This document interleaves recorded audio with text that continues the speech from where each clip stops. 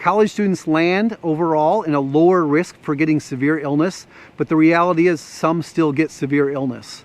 There's even a small number that have died from this, but we're more concerned is of two things. One is there's long-term effects with this with some people that we can't predict right now what exactly they are, but we do see some problems with things like the brain and with the heart. We can't always tell we have this virus, and so we may have the virus and not know it and then spread it to our loved ones who are susceptible. But even for people individually who are a college student, this can make a difference for you personally. So random testing, since we know that a lot of people don't show symptoms, as many as half or maybe even a little bit more won't show symptoms if they have it.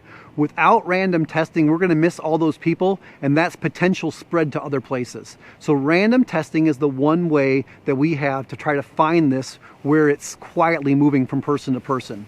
As far as if you're chosen, we really need you to step up and get tested. The gold standard test, the best test that's done, it involves a swab that goes into your nose. It's just there for a few seconds. It's mildly uncomfortable. I wouldn't say it hurts or anything like that, and it's done.